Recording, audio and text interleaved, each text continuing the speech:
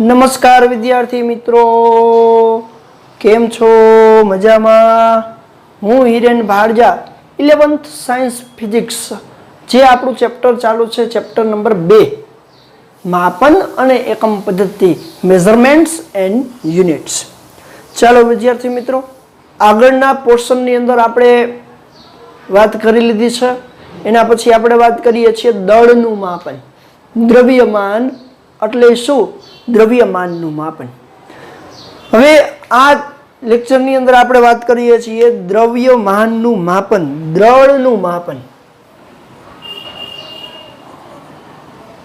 દળનું માપન. તો સૌથી પહેલા આપણને એવો પ્રશ્ન થાય કે દ્રવ્યમાન એટલે શું, દળ એટલે શું? તો કે દળ એ પદાર્થનો આંતરિક ગુણધર્મ છે. કેવો ગુણધર્મ છે? પદાર્થનો આંતરિક ગુણધર્મ છે. કેવો ગુણધર્મ? તો કે દ્રવ્યમાન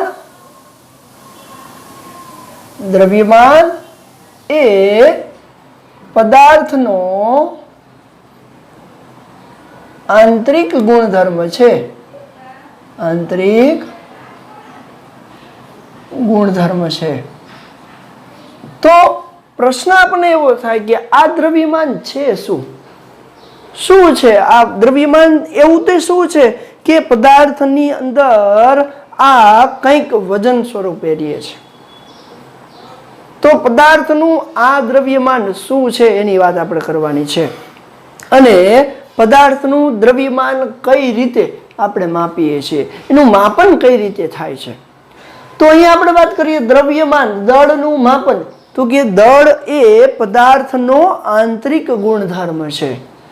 તો આ પદાર્થનો આંતરિક ગુણધર્મ હોય તો એ કેના પર આધારિત ન હોય? તો એની વાત કરીએ તો કે દળ અથવા તો દ્રવ્યમાન એ કોઈ સ્થિતિ, તાપમાન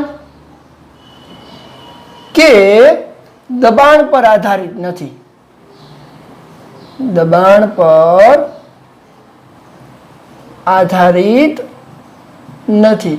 એનો મિનિંગ એવો થાય, જો એ પદાર્થ, જે તે પદાર્થનો આંતરિક ગુણધર્મ હોય તો એ કઈ સ્થિતિમાં છે, એટલે કે કઈ જગ્યાએ છે, એ કયા તાપમાને છે અને કયા દબાણે છે, એના પર આધાર રાખતો નથી. દરેક જગ્યાએ પદાર્થનું દ્રવ્યમાન સમાન જ રહે.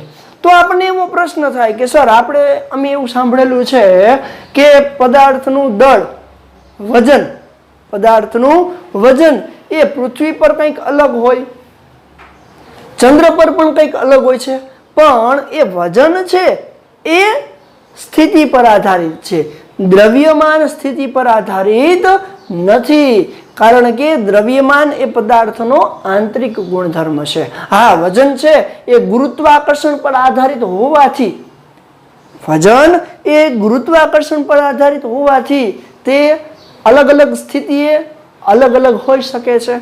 કારણ કે પદાર્થનું વજન, આપને ખબર છે, વજન અને દ્રવ્યમાનમાં શું સંબંધ છે?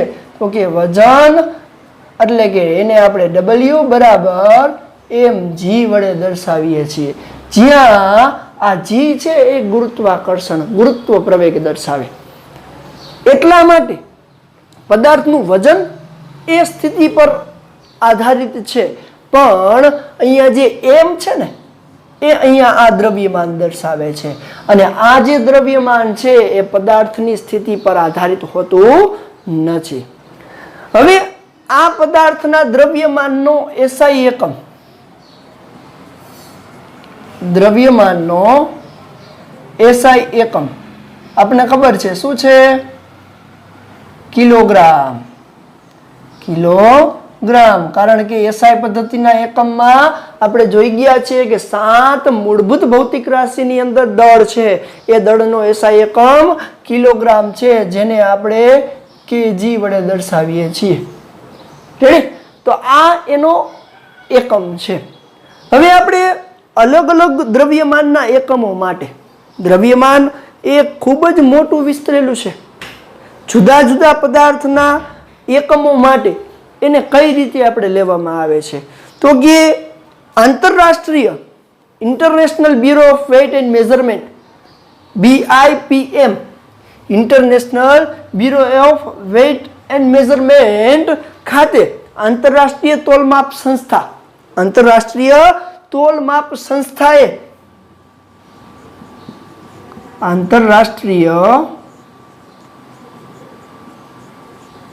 તોલમાપ સંસ્થા આંતરરાષ્ટ્રીય તોલમાપ સંસ્થામાં અલગ અલગ જગ્યાએ પ્રયોગશાળાઓમાં એના આ કિલોગ્રામ એકમ જે છે દ્રવ્યમાનના એના મૂળભૂત ઉપલબ્ધ એટલે કે એ અલગ અલગ જગ્યાએ એની પ્રતિકૃતિ મૂકેલી છે એટલે કે આંતરરાષ્ટ્રીય તોલમાપ સંસ્થાઓએ અલગ અલગ પ્રયોગશાળાઓની અંદર એની મૂળ પ્રતિકૃતિ મૂકેલી છે જેમાં આપણે વાત કરીએ ભારતમાં નવી દિલ્હી ખાતે ભારતીય physical research laboratory national physical લેબોરેટરીની અંદર NPL ખાતે આપણું આ દ્રવ્યમાનનું મૂળભૂત પ્રતિકૃતિ ત્યાં આપણે આવેલી છે આમ તો અલગ અલગ દેશની અંદર અલગ અલગ જગ્યાએ છે જેની અંદર આપણે ભારતની વાત કરીએ તો ભારતમાં નેશનલ ફિઝિકલ લેબોરેટરી NPL ખાતે દ્રવ્યમાનની મૂળ પ્રતિકૃતિ ત્યાં આપણને જોવા મળે છે તો આ છે આપણા દ્રવ્યમાનનું માપન પણ આવા દ્રવ્યમાનના માપનની અંદર આપણે વાત કરીએ તો કિલોગ્રામ એકમ છે એ પ્રોવિઝન સ્ટોરની અંદર આપણે જઈએ છીએ ત્યારે આપણે એનો ઉપયોગ સરળતાથી કરીએ છીએ પરંતુ જ્યારે આપણે વાત કરતા હોય ન્યુક્લિયર ક્ષેત્રે વાત કરતા હોય ત્યારે આપણે કિલોગ્રામ એકમ વાપરવો સગવડ ભર્યો નથી કારણ કે એક સામાન્ય ઉદાહરણ લઈ ઇલેક્ટ્રોનના દળનું માપન પછી આપણે વાત કરીએ પ્રોટોનના દળનું માપન ન્યુટ્રોનના દળનું માપન પરમાણુના દળનું માપન અણુના દળનું માપન આવા સૂક્ષ્મ કણોના દળના માપનમાં કિલોગ્રામ એ સગવડ ભર્યો એકમ નથી તો કિલોગ્રામની જગ્યાએ કયા એકમનો ઉપયોગ કરવામાં આવે તો કે કિલોગ્રામની જગ્યાએ જેમ કે ન્યુક્લિયરમાં રહેલા ન્યુટ્રોન પ્રોટોન કે ઇલેક્ટ્રોનના દળના માપન માટે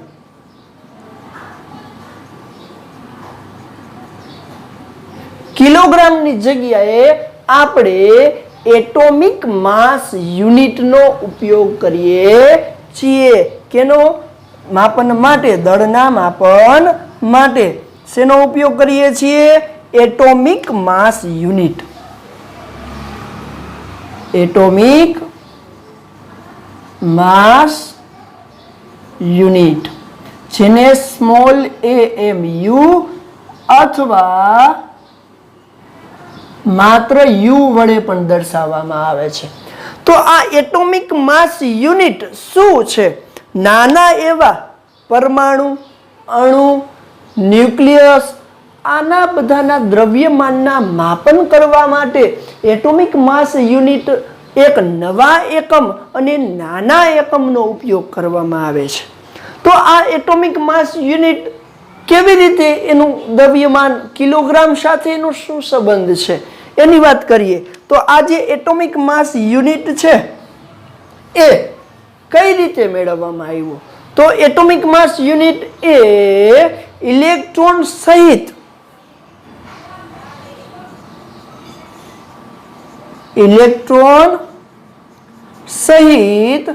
કાર્બનના સમસ્થાનિક કાર્બન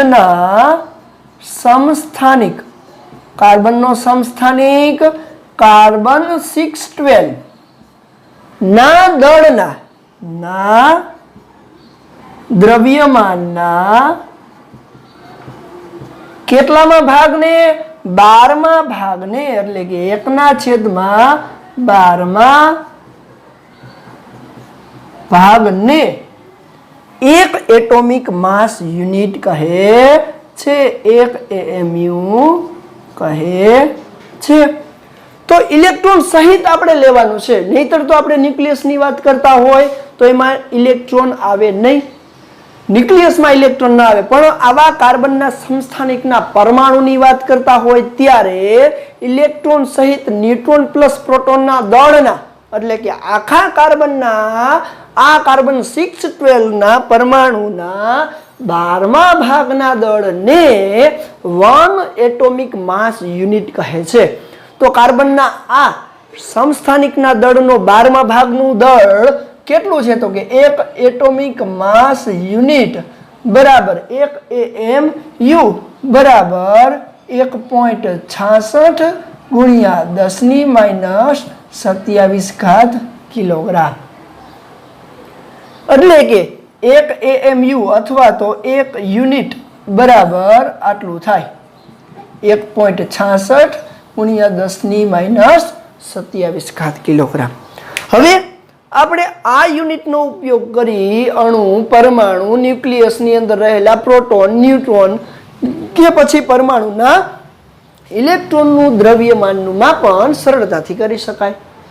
પણ હમણાં આપણે વાત કરી કે કિલોગ્રામ છે એ સગવડભર્યો એકમ નથી, કારણ કે આપણે એવું ન કહેવાય કે એક ઇલેક્ટ્રોનનો દળ ધારો કે 9.1 ગુણ્યા 10⁻31 ઘાત કિલોગ્રામ છે તો આટલા કિલોગ્રામ દળ 10⁻31 ઘાત કિલોગ્રામ 10⁻31 ઘાત કિલોગ્રામ। પ્રોટોનનું દળ પણ આટલું છે 1.67 1.67 ગુણ્યા 10⁻27 ઘાત કિલોગ્રામ આ પ્રોટોનનું દળ છે। તો આપણે એવું ન કહેવાય કે પ્રોટોન છે એ 10⁻27 ઘાત કિલોગ્રામ, 10⁻27 કે 10⁻31 કિલોગ્રામ છે એ તમે વિચારી પણ ન શકો કે 0 પછી 30 મીંડા પછી આંકડો 0 પછી પોઈન્ટ પછી 30 જેટલા શૂન્ય અને પછી આંકડો।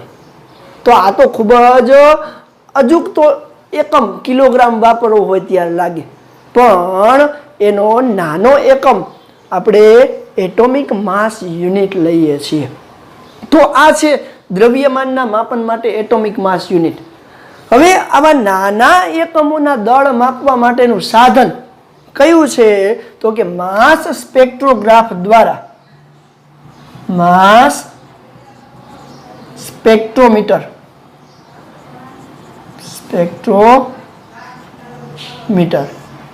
માસ સ્પેક્ટ્રોમીટર દ્વારા આપણે એના દ્રવ્યમાનનું માપન કરીએ છીએ। માસ સ્પેક્ટ્રોમીટર અથવા માસ સ્પેક્ટ્રોગ્રાફ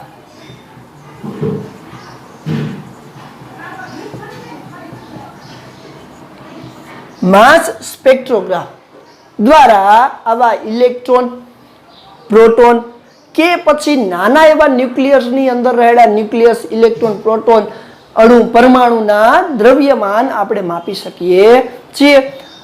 સામાન્ય દ્રવ્યમાન તો આપને ખબર છે પ્રોવિઝન સ્ટોરની અંદર કિલોગ્રામની અંદર કે ગ્રામની અંદર આપણે વાપરીએ છીએ, જેના આપણે દ્રવ્યમાન નક્કી કરી શકીએ। પણ જો વજનની વાત કરવામાં આવે તો ગુરુત્વાકર્ષણ સહિત પ્રોવિઝન સ્ટોરની અંદર આપણે પૃથ્વીનું ગુરુત્વાકર્ષણને આપણે ધ્યાનમાં લઈ અને જે સામાન્ય પદાર્થના વજન માપવામાં આવે છે એ ન્યૂટનના ગતિના ગુરુત્વાકર્ષણના નિયમ પર આધારિત છે। આપણે આગળ 8મા ચેપ્ટરની અંદર આ ગુરુત્વાકર્ષણ ચેપ્ટરની અંદર જોવાના છીએ કે જે આપણને ગુરુત્વાકર્ષણના નિયમ પ્રમાણે F બરાબર G_m_m_e/r² અનુસાર જે તે પદાર્થનું દળ મેળવવું હોય તો m બરાબર Fr²/G_m_e વડે આપણે મેળવશું। આના વડે જે તે પદાર્થનું દળ અથવા તો દ્રવ્યમાન મેળવી શકાય। તો આ છે આપણું આ 8મા ચેપ્ટરની અંદર ગુરુત્વાકર્ષણ જે ચેપ્ટર છે એની અંદર આપણે ડિટેલમાં ભણશું કે જે પ્રોવિઝન સ્ટોરની અંદર કે નાના એવા ભૌતિક તુલાનો ઉપયોગ કરી અને આપણે આનો ઉપયોગ કરતા હોઈએ છીએ। તો આ છે આપણા દ્રવ્યમાન માટેનું માપન। હવે આ દ્રવ્યમાનનો વિસ્તાર, દળના માપક્રમનો વિસ્તાર એ ખૂબ જ મોટો છે. દળના માપક્રમનો વિસ્તાર કેટલો છે એ આપણે હમણાં કોષ્ટકની અંદર હું તમને બતાવવાનો છું. ચાલો વિદ્યાર્થી મિત્રો, સ્ક્રીનશોટ લેવો હોય તો લઈ લેજો.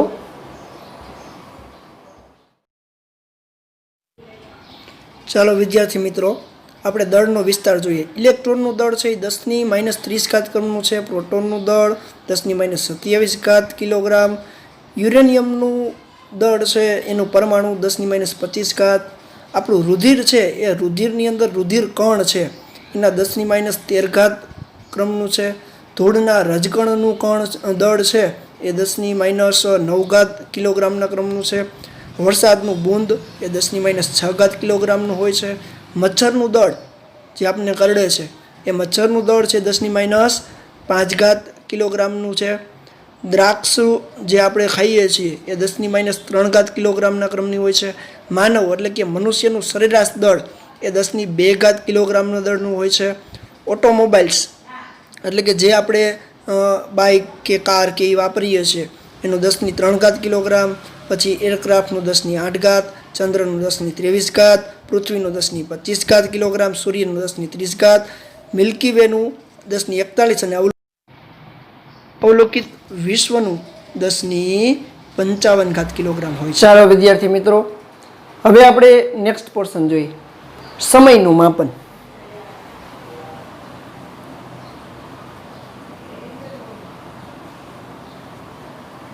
સમયનું માપન અને તેનો વિસ્તાર. સમયના માપનની અંદર આપણે વાત કરીએ, સૌ પ્રથમ આપણા વડવાઓ છે એ કેવી રીતે સમયનું માપન કરતા? તો કે કોઈ પણ વસ્તુ છે એના પડછાયા દ્વારા, એટલે કે દિવસ દરમિયાન જ્યારે સૂર્ય ઉગે છે ત્યારથી લઈ અને આથમે છે ત્યાં સુધી એ વ્યક્તિના પોતાના પડછાયામાં પગલાંનું માપન કરી અને સમયનું માપન કરતા હતા. એ અંદાજિત સમય સ્વરૂપે આપણે લેતા હતા. એના પછી સમયના માપનની અંદર લોલકવાળી ઘડિયાળોનો ઉપયોગ કરવામાં આવે છે કે લોલક જ્યારે એના આવર્તન દરમિયાન એક આવર્તન પૂરું કરે, લોલકવાળી ઘડિયાળ તમે જોયેલી જ હશે. આ લોલકવાળી ઘડિયાળનો ઉપયોગ કરી અને સમયનું માપન કરવામાં આવતું. ત્યારબાદ કાંડાવાળી ઘડિયાળનો ઉપયોગ થવા માંડ્યો કે જેના દ્વારા સેકન્ડ દરમિયાન સમયનો ઉપયોગ થાય. પણ સ્ટાન્ડર્ડ ઘડિયાળ એટલે કે સમયના ખૂબ જ ચોકસાઈ માપન માટે એટોમિક ઘડિયાળનો ઉપયોગ કરવામાં આવે છે, એટોમિક ક્લોક. તો આ જે એટોમિક ક્લોક છે, એટોમિક ક્લોક જેને અથવા તો સીઝિયમ ક્લોક પણ કહેવાય, સીઝિયમ ઘડિયાળ. આ સીઝિયમ ક્લોક છે એ ખૂબ જ ચોકસાઈ ભર્યું આપણને સમયનું માપન આપે છે. તો આ જે સીઝિયમ ક્લોક છે એ વિશ્વની અંદર 4 ઘડિયાળો દ્વારા સમયની પ્રતિકૃતિ મેળવવામાં આવે છે. એટલે કે સમયનું ચોકસાઈ ભર્યું માપન, સમયનું નિયમન કરવામાં આવે છે. તો આ જે સમયનું નિયમન છે એ રાષ્ટ્રીય માપન તરીકે વપરાય છે. આ જે એટોમિક ક્લોક છે, સીઝિયમ ઘડિયાળ છે, એ રાષ્ટ્રીય માપનની અંદર એનો ઉપયોગ કરવામાં આવે છે. હવે આપણે વાત કરીએ તો કે આનું માનક છે એ વિશ્વમાં રહેલી 4 ઘડિયાળો દ્વારા માપવામાં આવે. તો સૌપ્રથમ આપણે વાત કરીએ કે આની અંદર કેવી રીતે સમય કેવી રીતે નક્કી કરવા. આવી સીઝિયમ ઘડિયાળો છે એ સીઝિયમ ઘડિયાળમાં 1 સેકન્ડ એટલે શું આપણે વાત કરીએ તો 1 સેકન્ડ એટલે સીઝિયમના 133 પરમાણુની સંક્રાંતિ દરમિયાન, એટલે કે એ વિકિરણ ઉત્સર્જિત કરતો હોય ત્યારે સીઝિયમ 133 પરમાણુની સંક્રાંતિને અનુલક્ષીને ઉત્સર્જિત વિકિરણના ઉત્સર્જિત વિકિરણ. કેટલા વિકિરણ? તો કે 9,26,31,31,770. એટલે કે 91, 92, 63, 17, 70 પૂર્ણ દોલનો કરે એ માટેના સમયગાળાને 1 સેકન્ડ કહે છે. તો કે 1 સેકન્ડ એટલે શું? તો કે સીઝિયમ 133 પરમાણુ છે એ પરમાણુની સંક્રાંતિ દરમિયાન, સંક્રાંતિ થાય એ દરમિયાન એને કરેલા દોલનોની સંખ્યા 91, 92, 63, 17, એટલે કે 9,19,26,31,770 દોલનો કરે એ દોલનોના સમયગાળાને 1 સેકન્ડ તરીકે સ્વીકારવામાં આવે છે. હવે આ જે સીઝિયમ ઘડિયાળ છે એ સીઝિયમ ઘડિયાળ વિશ્વમાં મેં તમને કીધું એ પ્રમાણે 4 ઘડિયાળો દ્વારા સમયનું નિયમન કરવામાં આવે છે. ભારતની અંદર ભારતીય રાષ્ટ્રીય જે લેબોરેટરી પ્રયોગશાળા છે, નેશનલ રાષ્ટ્રીય રિસર્ચ લેબોરેટરીની અંદર, નેશનલ ફિઝિકલ લેબોરેટરીની અંદર ભારતની અંદર નવી દિલ્હી ખાતે આ ઘડિયાળ આપણી પાસે છે. એટલે કે આપણા ઇન્ડિયાનું સમયનું નિયમન ન્યૂ દિલ્હી ખાતે આવેલી આ સીઝિયમ ઘડિયાળ દ્વારા થાય છે. હવે આ સીઝિયમ ઘડિયાળ છે એ ખૂબ જ સચોટતાપૂર્વકનું, ચોકસાઈપૂર્વકનું માપન આપે છે. એટલે કે સીઝિયમ ક્લોક, સીઝિયમ ઘડિયાળ એ ખૂબ જ ચોકસાઈપૂર્વકનું માપન આપે છે.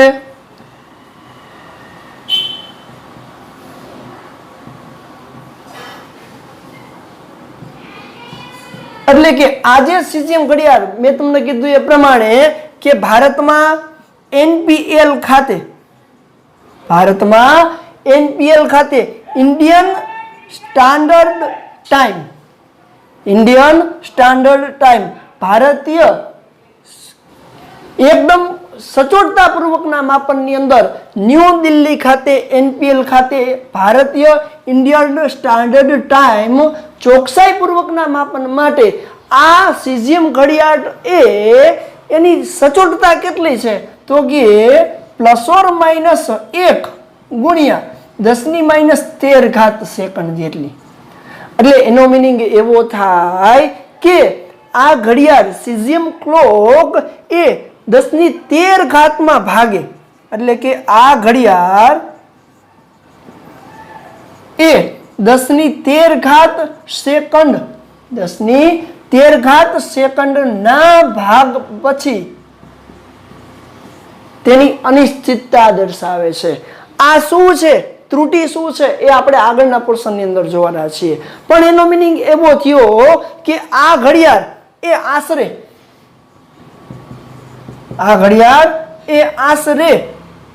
3 વર્ષે પણ માઇક્રોસેકન્ડમાં પણ વધારે